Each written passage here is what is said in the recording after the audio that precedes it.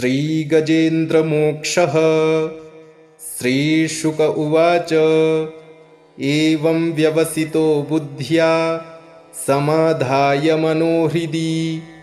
जजाप परमं जाप्यं प्राग्जन्मन्यनुशिक्षितं। गजेन्द्र उवाच ॐ नमो भगवते तस्मै यत एतच्चिदात्मकं पुरुषायादिबीजाय परेशायाभिधीमहि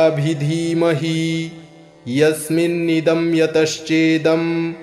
येनेदं य इदं स्वयं योऽस्मात् परस्माच्च परस्तं प्रपद्ये स्वयंभुवम् यः स्वात्मनीदं निजमाययार्पितं क्वचिद्विभातं क्व च तत्तिरोहितम् अविद्धदृक्साक्षिभयं तदीक्षते स आत्ममूलो वतु मां परात्परः। कालेन पञ्चत्वमितेषु कृत्स्नशो लोकेषु पालेषु च सर्वहेतुषु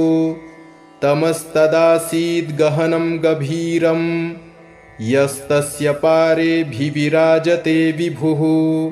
न यस्य देवा ऋषयः पदं विदुर्जन्तुः पुनः कोऽर्हति गन्तुमीरितुम् यथा नटस्याकृतिभिर्विचेष्टतो दुरत्ययानुक्रमणः समावतु दिदृक्षवो यस्य पदं सुमङ्गलं विमुक्तसङ्गा मुनयः सुसाधवः चरन्त्यलोकव्रतमव्रणं वने भूतात्मभूताः सुहृदः समे गतिः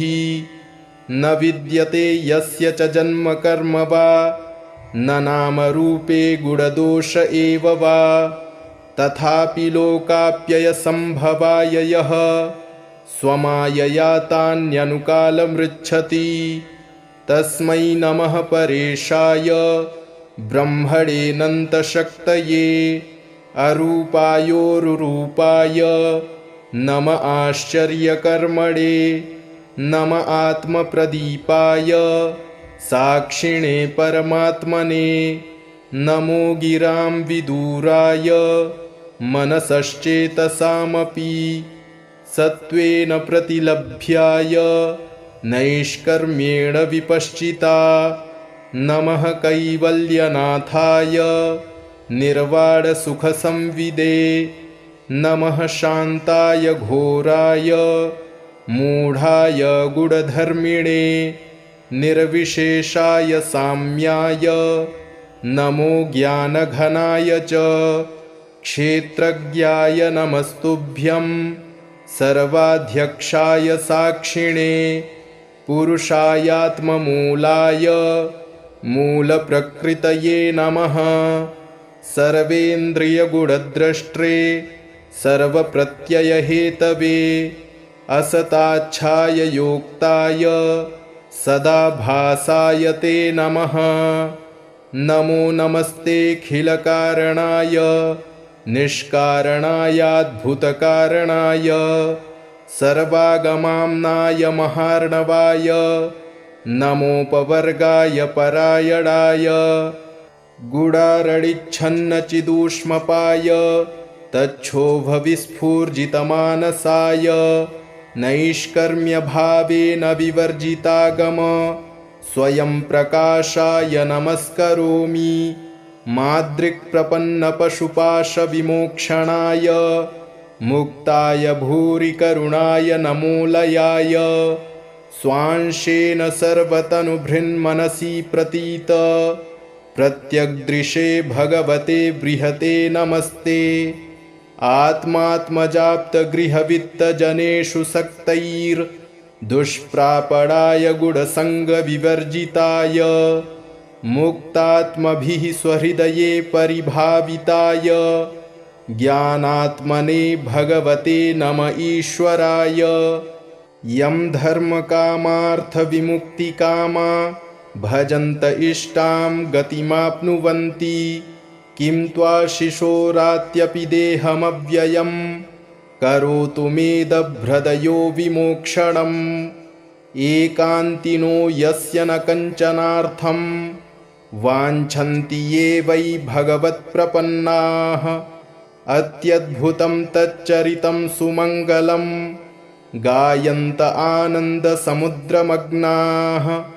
तमक्षरं ब्रह्म परं परेशमव्यक्तमाध्यात्मिकयोगगम्यम् अतीन्द्रियं सूक्ष्ममिवातिदूरमनन्तमाद्यं परिपूर्णमीडे यस्य ब्रह्मादयो देवा वेदालोकाश्चराचराः नामरूपविभेदेन फल्गव्याचकलया कृताः यथार्चिषोऽग्नेः सवितुर्गभस्तयो निर्यान्ति संयान्तसकृत्स्वरोचिषः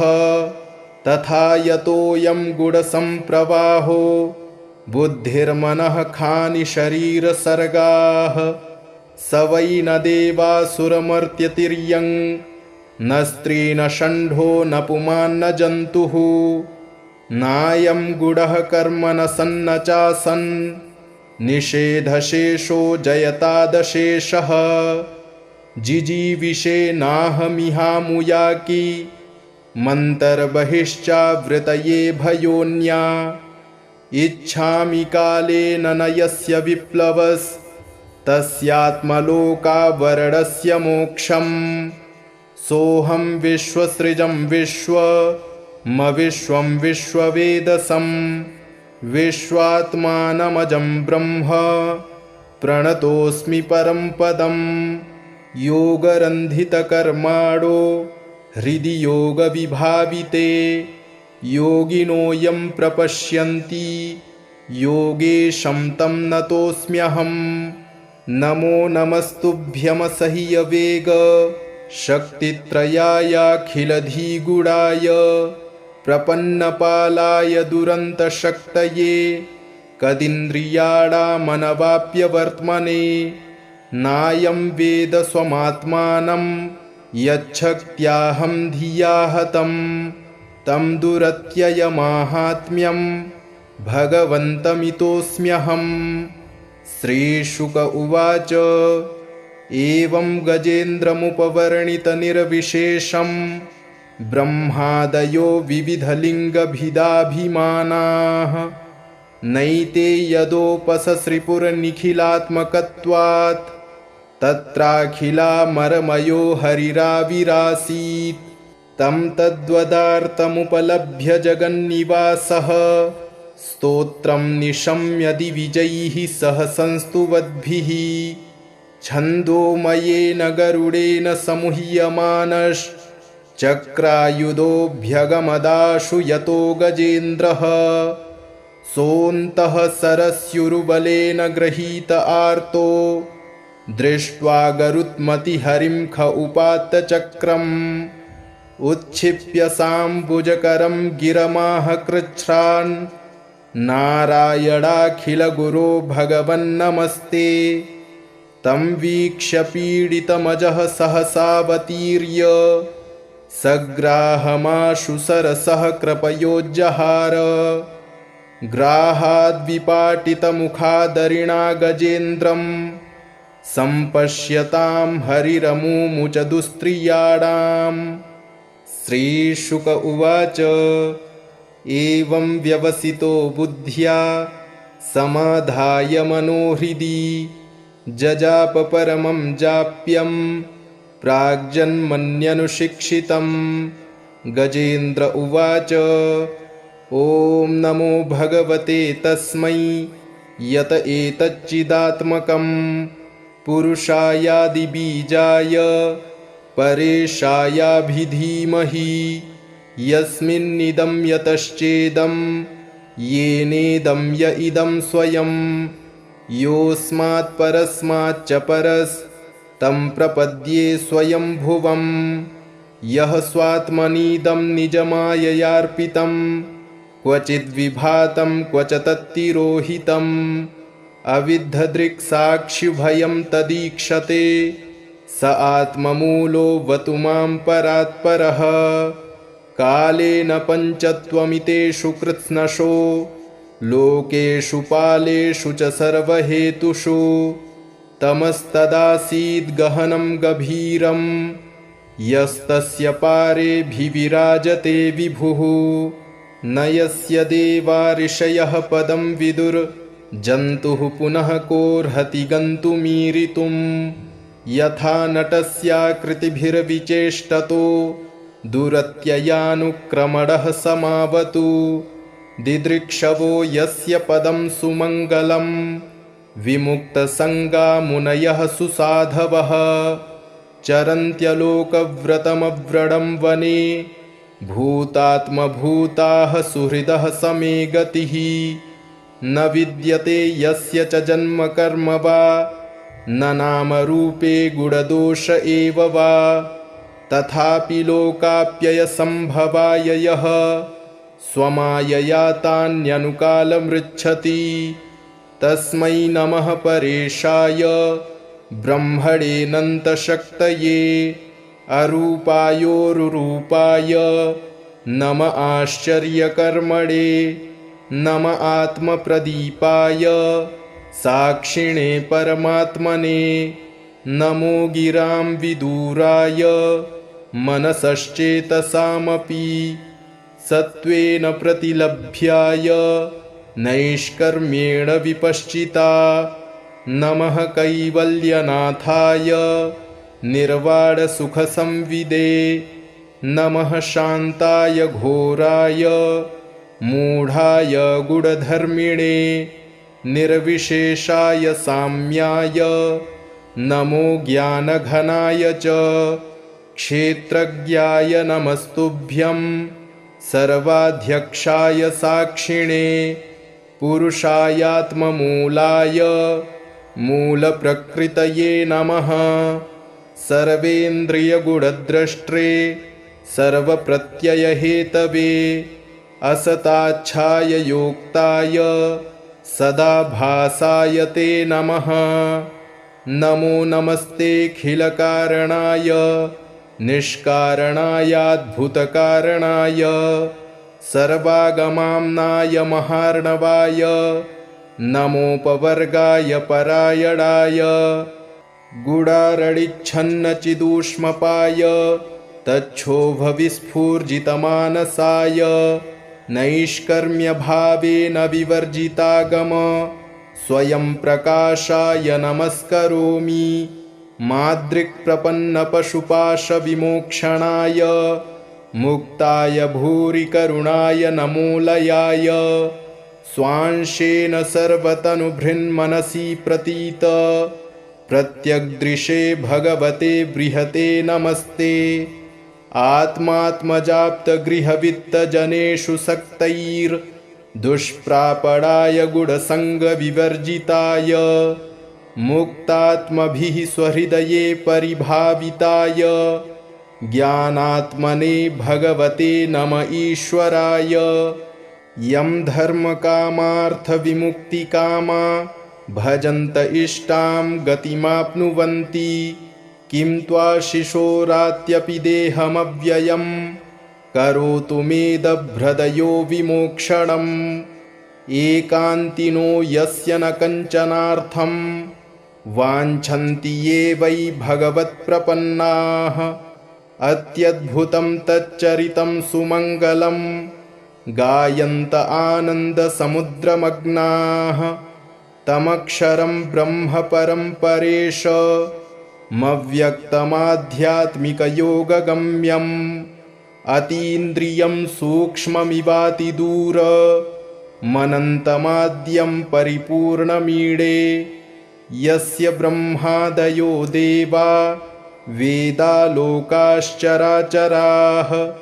नामरूपविभेदेन फल्गव्याचकलया कृताः यथार्चिषोऽग्नेः सवितुर्गभस्तयो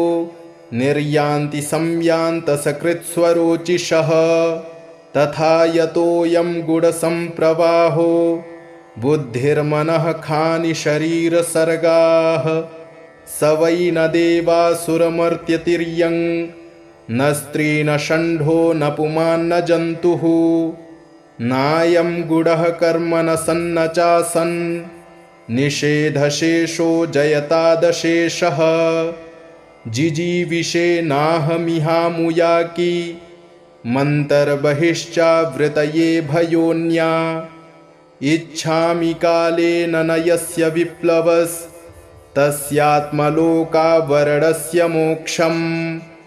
सोऽहं विश्वसृजं विश्वं विश्ववेदसं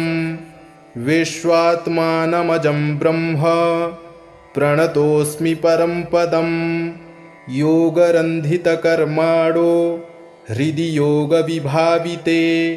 योगिनो यं प्रपश्यन्ति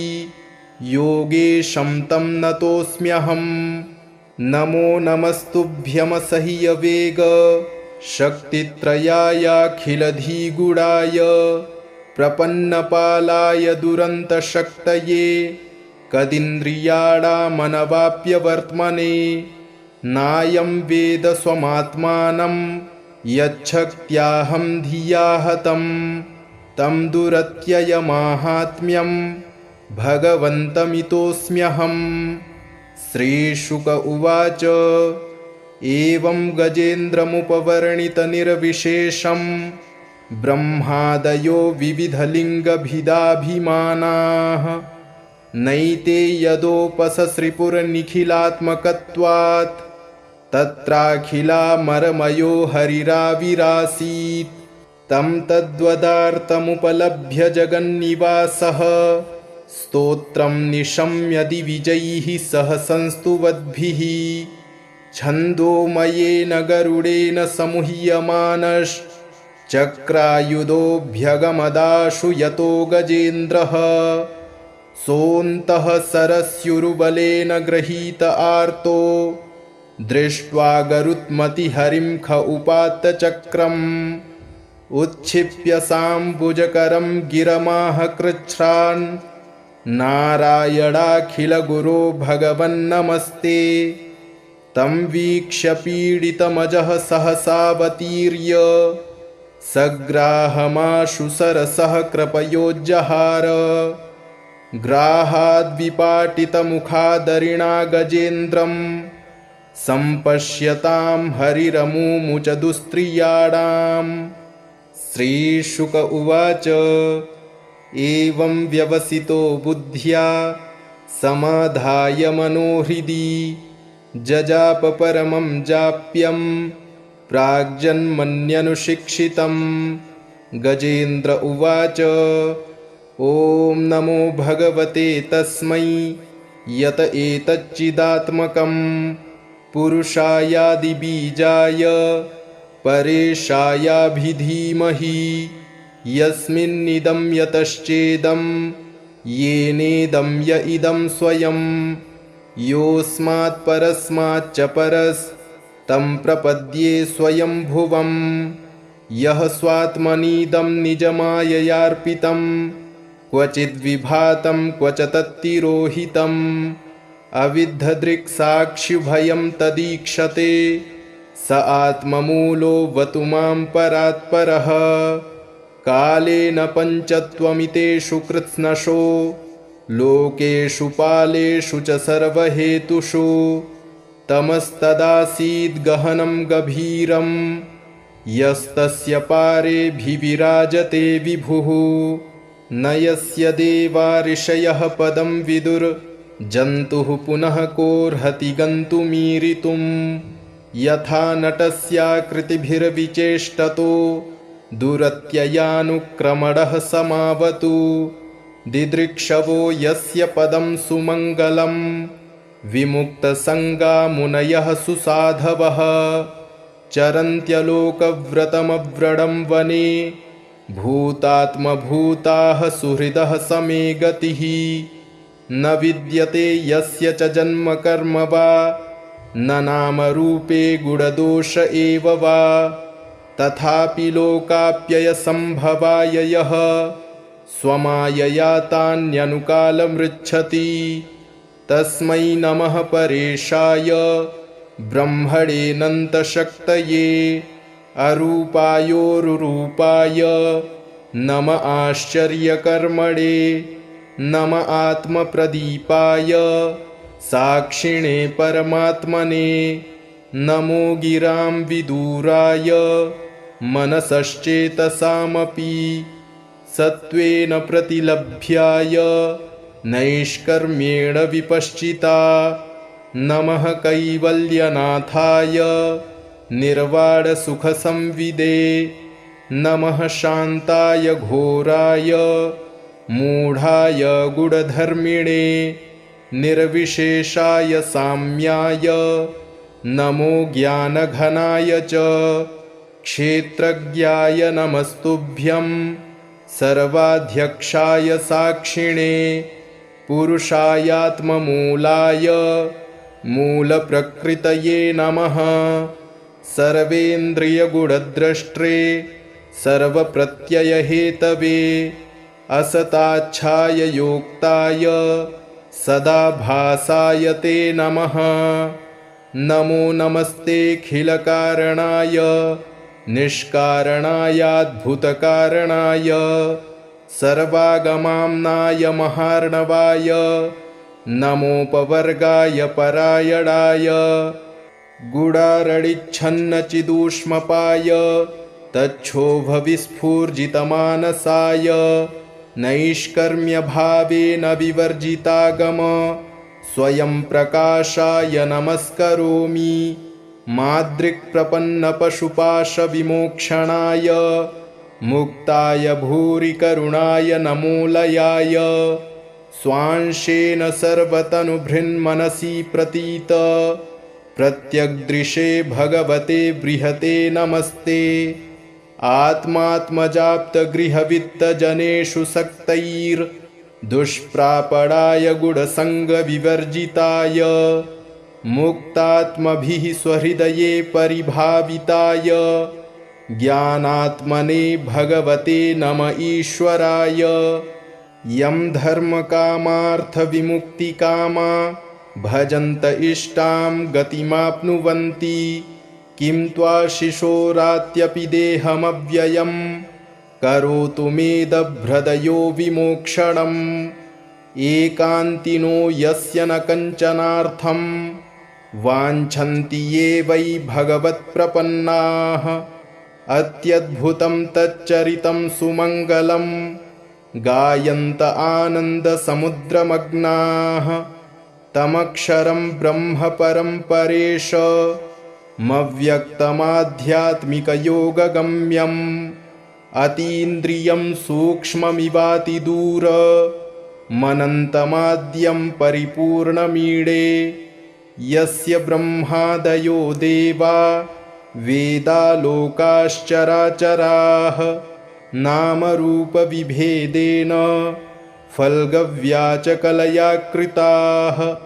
यथार्चिषोऽग्नेः सवितुर्गभस्तयो निर्यान्ति संयान्तसकृत्स्वरोचिषः तथा यतोऽयं गुणसम्प्रवाहो बुद्धिर्मनः खानि शरीरसर्गाः स वै न देवासुरमर्त्यतिर्यं न स्त्री न षण्ढो न पुमान्न जन्तुः नायं गुडः कर्म न सन्न चासन् निषेधशेषो जयतादशेषः जिजीविषे नाहमिहामुयाकी मन्तर्बहिश्चावृतये भयोन्या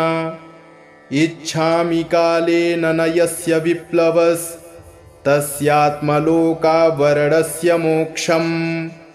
सोऽहं विश्वसृजं विश्वं विश्ववेदसं विश्वात्मानमजं ब्रह्म प्रणतोऽस्मि परं पदं योगरन्धितकर्माणो हृदि योगविभाविते योगिनो यं प्रपश्यन्ति योगेशं तं नतोऽस्म्यहं नमो नमस्तुभ्यमसह्यवेग शक्तित्रयायाखिलधिगुणाय प्रपन्नपालाय दुरन्तशक्तये कदिन्द्रियाणामनवाप्यवर्त्मने नायं वेद स्वमात्मानं यच्छक्त्याहं धिया हतं तं दुरत्ययमाहात्म्यं भगवन्तमितोऽस्म्यहं श्रीशुक उवाच एवं गजेन्द्रमुपवर्णितनिर्विशेषं ब्रह्मादयो विविधलिङ्गभिदाभिमानाः नैते यदोपससृपुरनिखिलात्मकत्वात् तत्राखिलामरमयो हरिराविरासीत् तं तद्वदार्तमुपलभ्य जगन्निवासः स्तोत्रं निशम्य दिविजैः सह संस्तुवद्भिः छन्दोमयेन गरुडेन समुह्यमानश्चक्रायुधोऽभ्यगमदाशु यतो गजेन्द्रः सोऽन्तः सरस्युरुबलेन गृहीत आर्तो दृष्ट्वा गरुत्मतिहरिं ख उपात्त चक्रम् उच्छिप्य साम्बुजकरं गिरमाह कृच्छ्रान् नारायणाखिलगुरो भगवन्नमस्ते तं वीक्ष्य पीडितमजः सहसावतीर्य सग्राहमाशु सरसः कृपयोज्जहार ग्राहाद्विपाटितमुखादरिणा गजेन्द्रं सम्पश्यतां हरिरमुमुच दुस्त्रियाणाम् श्रीशुक उवाच एवं व्यवसितो बुद्ध्या समाधाय मनोहृदि जजाप परमं जाप्यं प्राग्जन्मन्यनुशिक्षितं गजेन्द्र उवाच ॐ नमो भगवते तस्मै यत एतच्चिदात्मकं पुरुषायादिबीजाय परेशायाभिधीमहि यस्मिन्निदं यतश्चेदं येनेदं य इदं स्वयं योऽस्मात् परस्माच्च परस्तं प्रपद्ये स्वयंभुवं यः स्वात्मनीदं निजमाययार्पितं क्वचिद्विभातं क्व च तत्तिरोहितम् अविद्धदृक्साक्षिभयं तदीक्षते स आत्ममूलो वतु मां परात्परः कालेन पञ्चत्वमितेषु कृत्स्नशो लोकेषु पालेषु च सर्वहेतुषु तमस्तदासीद्गहनं गभीरं यस्तस्य पारेऽभिविराजते विभुः न यस्य देवा ऋषयः पदं विदुर्जन्तुः पुनः कोऽर्हति गन्तुमीरितुम् यथा नटस्याकृतिभिर्विचेष्टतो दुरत्ययानुक्रमणः समावतु दिदृक्षवो यस्य पदं सुमङ्गलं विमुक्तसङ्गा मुनयः सुसाधवः चरन्त्यलोकव्रतमव्रणं वने भूतात्मभूताः सुहृदः समे गतिः न विद्यते यस्य च जन्म कर्म वा न नामरूपे गुणदोष एव वा तथापि लोकाप्ययसम्भवाय यः स्वमायया तान्यनुकालमृच्छति तस्मै नमः परेशाय ब्रह्मणेऽनन्तशक्तये अरूपायोरुरूपाय नम आश्चर्यकर्मणे नम आत्मप्रदीपाय साक्षिणे परमात्मने नमो गिरां विदूराय मनसश्चेतसामपि सत्त्वेन प्रतिलभ्याय नैष्कर्म्येण विपश्चिता नमः कैवल्यनाथाय निर्वाणसुखसंविदे नमः शान्ताय घोराय मूढाय गुणधर्मिणे निर्विशेषाय साम्याय नमो ज्ञानघनाय च क्षेत्रज्ञाय नमस्तुभ्यं सर्वाध्यक्षाय साक्षिणे पुरुषायात्ममूलाय मूलप्रकृतये नमः सर्वेन्द्रियगुणद्रष्ट्रे सर्वप्रत्ययहेतवे असताच्छाय योक्ताय सदाभासाय ते नमः नमो नमस्तेऽखिलकारणाय निष्कारणायाद्भुतकारणाय सर्वागमाम्नाय महार्णवाय नमोपवर्गाय परायणाय गुडारडिच्छन्नचिदूष्मपाय तच्छोभविस्फूर्जितमानसाय नैष्कर्म्यभावेन विवर्जितागम स्वयं प्रकाशाय नमस्करोमि मादृक्प्रपन्नपशुपाशविमोक्षणाय मुक्ताय भूरि करुणाय नमोलयाय स्वांशेन सर्वतनुभृन्मनसि प्रतीत प्रत्यग्दृशे भगवते बृहते नमस्ते आत्मात्मजाप्तगृहवित्तजनेषु सक्तैर्दुष्प्रापणाय गुणसङ्गविवर्जिताय मुक्तात्मभिः स्वहृदये परिभाविताय ज्ञानात्मने भगवते नम ईश्वराय यं धर्मकामार्थविमुक्तिकामा भजन्त इष्टां गतिमाप्नुवन्ति किं त्वाशिशोरात्यपि देहमव्ययं करोतु मेदभ्रदयो विमोक्षणम् एकान्तिनो यस्य न कञ्चनार्थं वाञ्छन्ति ये वै भगवत्प्रपन्नाः अत्यद्भुतं तच्चरितं सुमङ्गलं गायन्त आनन्दसमुद्रमग्नाः तमक्षरं ब्रह्म परं परेशमव्यक्तमाध्यात्मिकयोगगम्यम् अतीन्द्रियं सूक्ष्ममिवातिदूर मनन्तमाद्यं परिपूर्णमीडे यस्य ब्रह्मादयो देवा वेदालोकाश्चराचराः नामरूपविभेदेन फल्गव्याचकलया कृताः यथार्चिषोऽग्नेः सवितुर्गभस्तयो निर्यान्ति संयान्तसकृत्स्वरोचिषः तथा यतोऽयं गुणसम्प्रवाहो बुद्धिर्मनः खानि शरीरसर्गाः स वै न देवासुरमर्त्यतिर्यं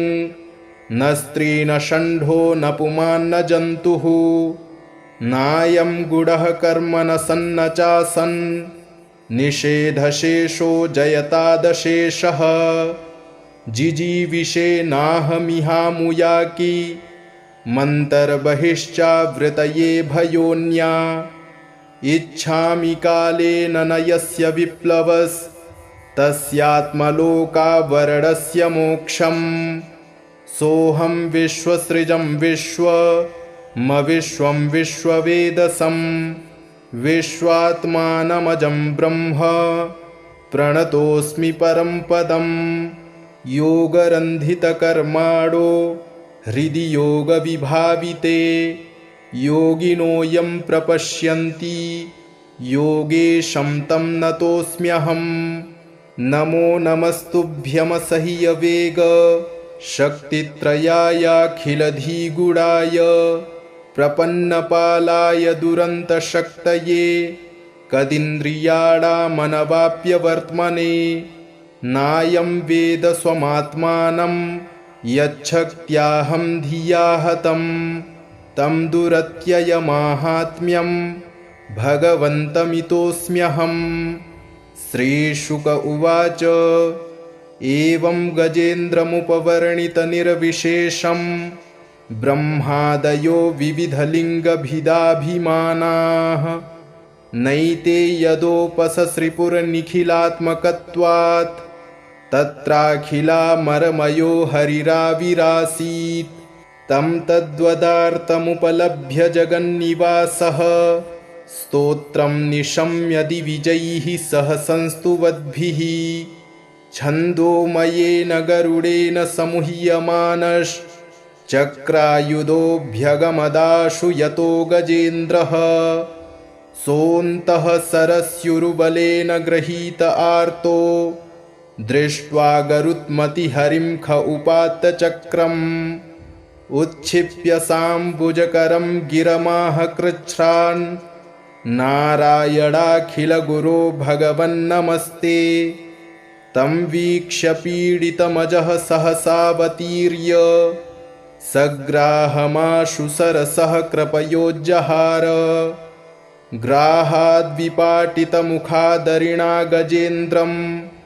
सम्पश्यतां हरिरमुमुच दुस्त्रियाणाम्। श्रीशुक उवाच एवं व्यवसितो बुद्ध्या समाधाय मनोहृदि जजाप परमं जाप्यं प्राग्जन्मन्यनुशिक्षितं। गजेन्द्र उवाच ॐ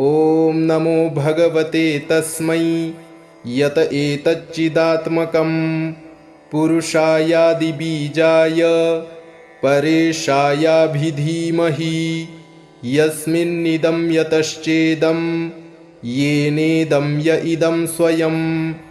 योऽस्मात् परस्माच्च परस्तं प्रपद्ये स्वयंभुवम्।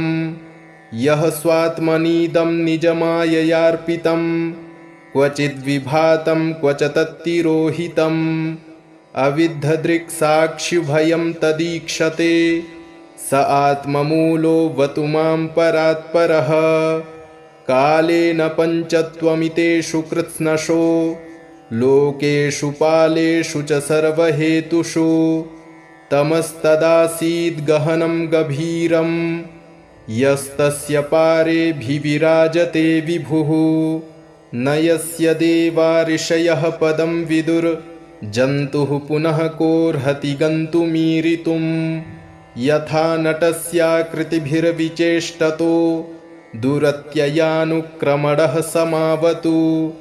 दिदृक्षवो यस्य पदं सुमङ्गलं विमुक्तसङ्गा मुनयः सुसाधवः चरन्त्यलोकव्रतमव्रणं वने भूतात्मभूताः सुहृदः समे गतिः। न विद्यते यस्य च जन्म कर्म वा न नामरूपे गुणदोष एव वा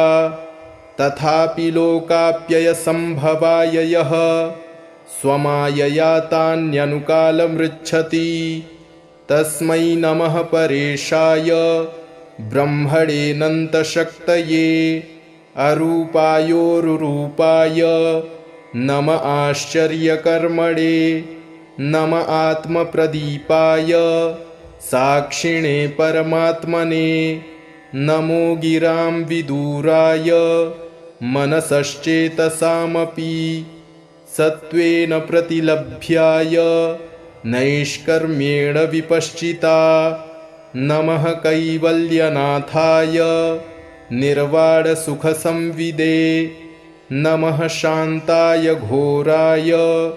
मूढाय गुणधर्मिणे निर्विशेषाय साम्याय नमो ज्ञानघनाय च क्षेत्रज्ञाय नमस्तुभ्यं सर्वाध्यक्षाय साक्षिणे पुरुषायात्ममूलाय मूलप्रकृतये नमः सर्वेन्द्रियगुणद्रष्ट्रे सर्वप्रत्ययहेतवे असताच्छाय योक्ताय सदाभासाय ते नमः नमो नमस्तेऽखिलकारणाय निष्कारणायाद्भुतकारणाय सर्वागमाम्नाय महार्णवाय नमोपवर्गाय परायणाय गुडारडिच्छन्नचिदूष्मपाय तच्छोभविस्फूर्जितमानसाय